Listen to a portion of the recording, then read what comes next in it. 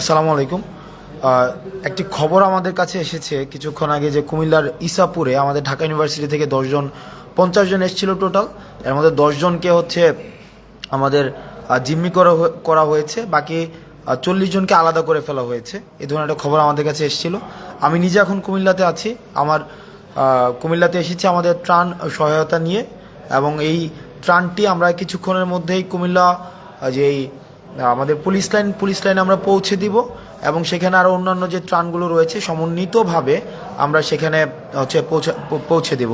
অর্থাৎ যে এলাকাগুলো রয়েছে বিশেষ করে বুড়িচং এবং হচ্ছে যে এলাকাগুলো ভাঙনপ্রবণ যে এলাকা, সেখানে আমরা পৌঁছে দেব। এখন বিষয়টি হচ্ছে যে কুমিল্লার যে বিষয়টি দাঁড়িয়েছে, আমরা এখানে স্থানীয় যিনি এসপি রয়েছেন ওনার সাথে আমার ব্যক্তিগতভাবে কথা হয়েছে এবং ওসিকে সেখানে পাঠানো হয়েছে। সর্বশেষ খবর পাওয়া পর্যন্ত ওনারা যেটি জানিয়েছেন, এই খবরটি যার মাধ্যমে পেয়েছেন, যে নাম্বারটি দেওয়া আছে তাকে রিচ করা যায়নি। যে যার নাম্বার সাব্বির নামের একজনের নাম্বার দেওয়া হয়েছে, যে সাব্বিরের সাথে যোগাযোগ করতে বলা হয়েছে, কিন্তু সাব্বির নামের যেই ভদ্রলোক ওনাকেও এখনও পর্যন্ত রিচ করা যায়নি। এবং এই খবরটি আসলে সত্যতা কতটুকু সেটি নিয়েও এখনও পর্যন্ত আমরা সন্দিহান। কারণ এসপি মহোদয় এবং হচ্ছে ওসি নিজে গিয়েছেন, এখনও পর্যন্ত এই ধরনের কোনো খবর পাওয়া যায়নি। মানে এখনও পর্যন্ত এই ধরনের কোনো পাওয়া যায়নি। তো অনেকে ভাবছে হয়তো যে তাদেরকে ডাকাত সন্দেহে এলাকাবাসী হয়তো আটক করেছে। ওই যে 50 জন ওখানে রয়েছে, এইটি সত্যতা এখনও পর্যন্ত নিশ্চিত করা যায়নি। তো আমরা চেষ্টা করছি। আমরা এখনও পর্যন্ত আছি কুমিল্লাতে আজকে সারাদিন থাকবো, এবং হচ্ছে আমরা এখানে যে প্রত্যন্ত এলাকায় প্রান্তিক পর্যায়ে যে ত্রাণ আজকে যেগুলো আমরা সংগ্রহ করেছি সেগুলো আমরা পৌঁছে দেওয়ার চেষ্টা করব। এবং অ্যাট দ্য সেম টাইম আমরা যে কাজটি করব সেটি হচ্ছে যে যাদের খবর এসেছে যে ইসাপুরে হচ্ছে যে তাদেরকে আটক করা হয়েছে, তাদের পুনরুদ্ধারের জন্য, তারা যদি আসলেই মূলত আটক হয়েও থাকে, তাদের পুনরুদ্ধারের জন্য আমাদের যেই প্রচেষ্টা রয়েছে এবং আইনগত যে বিষয়গুলো রয়েছে সেটি যেন নিশ্চিত হয়, সেই কাজটিও আমরা করব। ঢাকা ইউনিভার্সিটির যারা রয়েছেন, আমার সহপাঠী থেকে শুরু করে সিনিয়র জুনিয়র, আপনারা বিভিন্নভাবে কনসার্ন জানাচ্ছেন আজকে বেশ অনেকক্ষণ ধরে আমাকে বিভিন্নভাবে আমাকে জানাচ্ছেন। আমি আপনাদেরকে বলবো যে এখনও পর্যন্ত এই ধরনের ঘটনা ঘটেছে বলে আমাদের পুলিশ থেকে আমরা জানতে পারিনি। দ্বিতীয় যে বিষয়টি সেটা হচ্ছে সাকিব, আমাদের ছোট ভাই সাকিব, মনোয়ার এবং হচ্ছে যে আমাদের হোসাইন, এই তিনজন আমরা জানি যে ফেসিবাদ বিরোধী আন্দোলনের একদম শুরুর দিকে আমরা যখন আনুষ্ঠানিকভাবে এক দফা দেওয়ার পূর্বেই কিন্তু আমরা দেখেছি যে তাদের একটি মিছিল আমরা আমাদের জৌহল থেকে ওরা দিয়েছিল। ঢাকায় তখন হচ্ছে লকডাউন, ঢাকায় এক ধরনের ব্ল্যাক আউট ছিল, আমরা ইন্টারনেট শাটডাউন দিয়ে দেওয়া হয়েছিল, আমাদের কারফিউ জারি করা হয়েছিল। সেই পরিস্থিতিতে দাঁড়িয়েও কিন্তু আমরা দেখেছি যে বাকি যেই মানুষগুলো, যে আমাদের হোসাইন, সাকিব এবং হচ্ছে মনোয়ার, তাদের যেই এক ধরনের সবসময় ফেসিবাদ বিরোধী আন্দোলনে তাদের সক্রিয়তা ছিল। যখনই লক্ষ্মীপুরের বন্যার খবরটি আসে, আমরা তাদেরকে দেখেছি যে পরের দিনই তারা ঢাকা থেকে ছুটে গিয়েছে রিফাত রশিদ, বাকের, তারপরে হচ্ছে আমাদের অন্যান্য আরও সমন্বয়কদের সাথে। দুঃখজনক বিষয় হচ্ছে যে তাদের সাথে গতকাল রাত থেকে এখনও পর্যন্ত কোনো ধরনের যোগাযোগ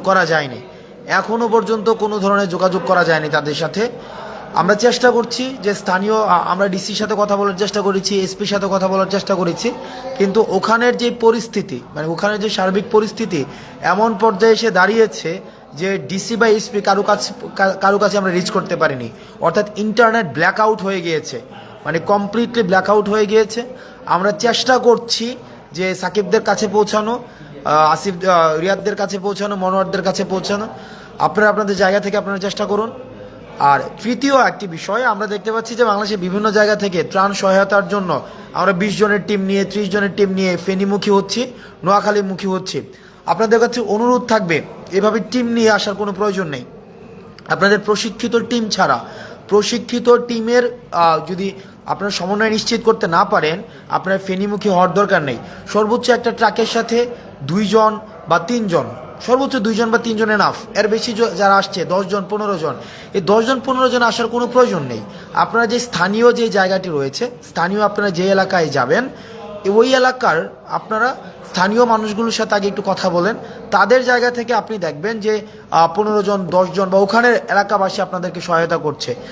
খালি শুধু শুধু ঢাকা থেকে 10 জনের একটা টিম নিয়ে যাচ্ছেন, 20 জনের একটা টিম নিয়ে যাচ্ছেন, গিয়ে সেটা আরও বেশি আপনাদের হচ্ছে বার্ডেন ক্রিয়েট করা হচ্ছে। ওই এলাকার মধ্যে একটা বার্ডেন ক্রিয়েট করা হচ্ছে। আপনাদের নিজস্ব খাওয়া দাওয়ার যে এই বিষয়গুলোর একটা বার্ডেন রয়েছে, তারপর হচ্ছে চলাফেরার একটা বার্ডেন রয়েছে, ট্রান্সপোর্টেশনের একটা বার্ডেন রয়েছে।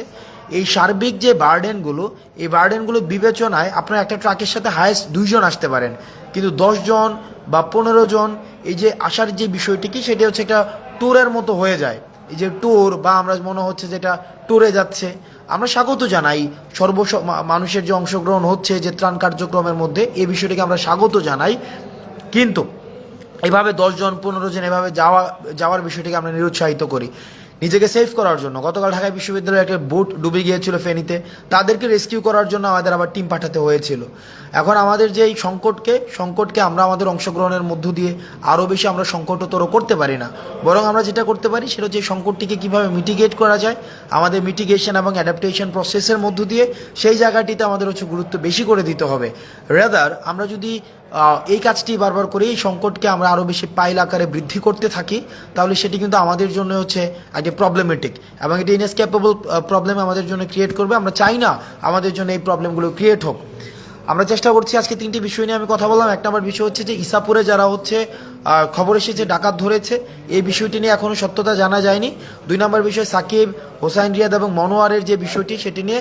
আর 3 নম্বর বিষয় আপনারা আপনাদের জায়গা থেকে চেষ্টা করবেন যেন যে সাঁতার না জানলে এবং যদি প্রশিক্ষিত কোনো রেস্কিউ টিমের সাথে যদি সংশ্লিষ্টতা না থাকে, তাহলে সেক্ষেত্রে আপনারা ত্রাণ কার্যক্রমে আসার প্রয়োজন নেই। রেদার আপনারা যেটা করতে পারেন, টিএসসিতে আপনারা দেখেছেন যে আমাদের প্রতিদিন ত্রাণ কার্যক্রম চলছে। আমি আজকে কুমিল্লা এসেছি, কুমিল্লায় হয়তো আমি সকালের মধ্যে ফজরের মধ্যে ত্রাণ কার্যক্রম আমরা শুরু করে দিতে পারবো পুলিশ লাইন থেকে। আবার 3টার দিকে ঢাকায় ব্যাক করে আবার আমরা ত্রাণ সংগ্রহ করব এবং ত্রাণগুলো বাংলাদেশের বিভিন্ন জায়গায় আমরা পৌঁছে দেওয়ার চেষ্টা করব। ত্রাণগুলো বিভিন্ন জায়গায় পৌঁছে দেওয়ার চেষ্টা করব। আপনারা কুমিল্লায় যারা রয়েছেন বিভিন্নভাবে আমাদের কাছে শঙ্কার কথা বলেছেন, আমরা আমাদের জায়গা থেকে আমরা চেষ্টা করেছি এবং এটি যেহেতু এটা জাতীয় দুর্যোগ এবং এই জাতীয় দুর্যোগে আমাদের জয়েন্ট কোলাবোরেটিভ ভেঞ্চার ছাড়া আমাদের কখনোই এই জাতীয় দুর্যোগ থেকে উত্তরণ সম্ভব নয়। আমাদের এই দুর্যোগটিকে আমরা দেখছি যে এটি একটি ইন্টেনশনালি ভারত ওয়াটার গেটগুলোকে খুলে দিয়েছে, আমাদেরকে পূর্ব প্রস্তুতির কোনো সুযোগ দেয়নি। এটির মধ্য দিয়ে আমাদের ভারতের সাথে পরবর্তী যে সম্পর্কটি, সেই সম্পর্কটি একটি টেস্টিমোনিয়াল হিসেবে বিবেচিত হবে। আমরা বিবেচনায় রাখতে চাই ভারত আমাদের সাথে এখন যেভাবে আচরণ করছে, ভবিষ্যতে আমরা ভারতের সাথে কিভাবে আচরণ করব, এই বিষয়টি টেস্টিমোনিয়াল হচ্ছে এখনের সিদ্ধান্ত। ভারতের সিদ্ধান্তটি নিয়ে নিল এবং তারা আমাদের সাথে প্রতিবেশী সুলভ আচরণ করেনি। যেহেতু কুমিল্লা একটি ভারতের বর্ডার ঘেঁষিত একটি এলাকা, বুড়িচং, বিশেষ করে বুড়িচং, ওদিক থেকে কসবা রয়েছে, ব্রাহ্মণবাড়িয়ার কসবা রয়েছে, আমরা চেষ্টা করছি যতটা সম্ভব আমাদের হচ্ছে এই সংকটগুলোকে কাটানো। আপনারা আপনাদের জায়গা থেকে আপনারা চেষ্টা করুন। আর দয়া করে গুজব ছড়াবেন না। এমনি জাতীয় সংকটটি নিয়ে আমাদের হচ্ছে বেশ কষ্ট করতে হচ্ছে। আপনারা যে আপনাদের জায়গা থেকে কোনো তথ্যের অথেন্টিসিটি যদি আপনারা না পান, একটি তথ্য ফেসবুকে শেয়ার করার পূর্বে আপনারা ভেরিফাই করবেন, যেটাকে আমরা বলি যে ক্রস চেক করে নেওয়া। একটি ক্রস চেক করার পূর্বে আপনারা একটি তথ্য কখনোই ফেসবুকে শেয়ার করবেন না, কারণ এটি একটি আতঙ্কটা, এটাকে একটি চেইন, একটি আতঙ্ক 1 জন থেকে 3 জন, 3 জন থেকে 8 জন, 8 জন থেকে 16 জন, অর্থাৎ চেইন রিয়েক্টিভ একটা অ্যাপ্রোচের মধ্যে দিয়ে এটা ছড়িয়ে যায়। সেজন্য কোনো খবর শেয়ার করার পূর্বে আপনাদের যে কাজটি করতে হবে সেটা আগে আরও 5-6 জনের কাছে নিশ্চিত হয়ে নেবেন, পার্সোনালি নক করে, যে এই তথ্যের সত্যতা কতটুকু। অথেন্টিসিটি ক্রস চেক না করে কোনো তথ্য শেয়ার করবেন না। আমরা চেষ্টা করছি আমাদের জায়গা থেকে এবং সকল শ্রেণী পেশার মানুষ তার জায়গা থেকে চেষ্টা করছে। আমরা চেষ্টা করছি এই সংকটটিকে উত্তরণ করার জন্য। আমরা আমাদের জায়গা থেকে আমরা চেষ্টা করব, আপনারা আপনাদের জায়গা থেকে চেষ্টা করুন। আমাদের আবার কালকে আজকে সারাদিন আমাদের কুমিল্লায় আমাদের ত্রাণ কার্যক্রম চলবে, আমাদের ঢাকায় আমাদের ত্রাণ সংগ্রহ কার্যক্রম চলবে। আমাদের কিন্তু ঢাকায় যে ত্রাণ সংগ্রহ কার্যক্রম সেটা কিন্তু অব্যাহত থাকবে। টিএসসিতে আমরা দেখেছি যে সকল শ্রেণী পেশার মানুষ হচ্ছে ত্রাণ যেটি দিচ্ছেন সেটি হচ্ছে আমরা একটু অভূতপূর্ব আমরা সাড়া পেয়েছি এবং যে পরিমাণ ত্রাণ আজকে আমরা সংগ্রহ করেছি সেটি হচ্ছে আনকাউন্টেবল অ্যামাউন্ট অফ ত্রাণ আমরা পেয়েছি। এই ধরনের ত্রাণ আমরা দুর্যোগ মন্ত্রণালয়ে আমাদেরকে লজিস্টিক সাপোর্ট দিচ্ছে কিভাবে সেটাকে ম্যানেজমেন্ট করা যায়, এবং সেখানে আমরা দেখেছি যে মানুষের কি অভূতপূর্ব অংশগ্রহণ, সকল শ্রেণী পেশার মানুষের অংশগ্রহণ, শিশু, বৃদ্ধ, বাচ্চাদের অংশগ্রহণ, সেটা আমাদেরকে অনেক বেশি উজ্জীবিত করে। এবং আমি যদি বলি জাতীয় ঐক্যের বহিঃপ্রকাশ, জাতীয় ঐক্যর বহিঃপ্রকাশ, সেটির আজকের যেটাকে আমরা ইপিটমি বলি, ইপিটম of the best examples of the ইউনিফিকেশনস of national unity, সেটি হচ্ছে আজকে টিএসসিতে ছিল। দল মত নির্বিশেষে আমরা দেখেছি যে কিভাবে মানুষ হচ্ছে আজকে আমাদের ত্রাণ দিয়েছে, এবং আমরা এটিও নিশ্চিত করতে চাই যে ত্রাণের যে অর্থটি আমরা সংগ্রহ করছি সে অর্থের জন্য স্বচ্ছতা থাকে, সেটির জন্য অ্যাকাউন্টেবিলিটি থাকে, সেটি আমাদের খরচের পরে আপনাদের কাছে প্রত্যেকটা জিনিসের আমাদের হচ্ছে এন্ডোর্সমেন্ট দেওয়া হবে, কোথায় কি খরচ হয়েছে, কোথায় কি খরচ হয়নি। আপনারা আপনাদের জায়গা থেকে সচেতন থাকবেন, সাবধানে থাকবেন। সালামু আলাইকুম।